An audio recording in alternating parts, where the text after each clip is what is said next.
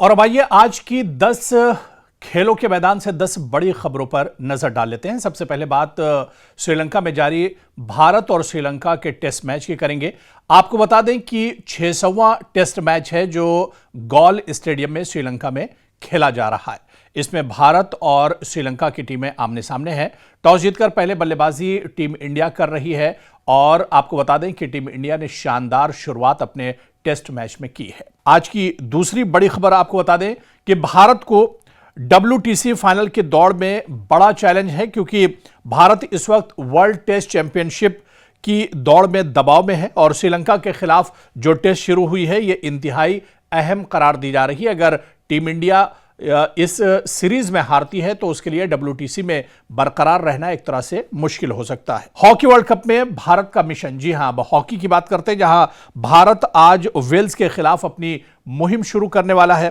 Team 1975 के बाद पहली बार वर्ल्ड कप जीतने का ख्वाब लेकर मैदान में उतर रही है। उधर ओलंपिक्स के लिए बहुत बड़ा ऐलान किया गया है। आपको बता दें कि साल 2036 वज़ीर-ए-आज़म नरेंद्र मोदी ने 5 से 15 साल के बच्चों में खेलों का टैलेंट तलाश करने के लिए मुल्क गिर टैलेंट हंट का ऐलान किया है, ताकि आने वाले दिनों में भारत के जो खिलाड़ी हैं, जो एथलीट्स हैं, वो उभर सके और उनके अंदर इतना ज्यादा टैलेंट हो सके कि वो आलमी मुकाबलों में और एथलीट में अपना लोहा मनवा सके। उधर PSG ने फेरन टेरस को साइन कर लिया है। जी हां, पेरिस सेंट जर्मेन ने बार्सिलोना के स्पेनिश फॉरवर्ड फेरान टोरेस को 2031 तक के मुआहदे पर अपनी शामिल कर लिया है और अपनी सहमति एक तरह से जाहिर कर दी है। इसके अलावा अगर बात की जाए,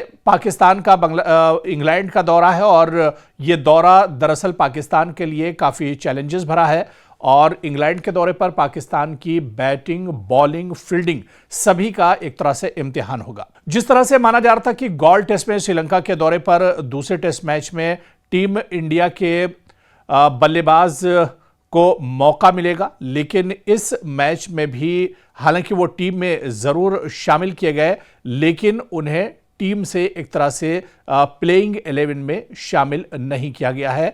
इस तरह से वो टीम में तो जरूर मौजूद हैं, लेकिन टीम 11 में उनकी वापसी नहीं हुई है।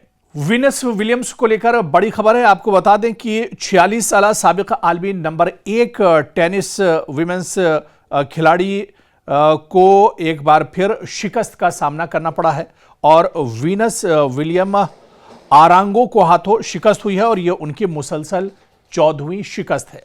एक वक्त था जब वीनस विलियम दुनिया की नंबर 1 खिलाड़ी थी, लेकिन इस वक्त वो 14 बार लगातार शिकस्त खा चुकी हैं।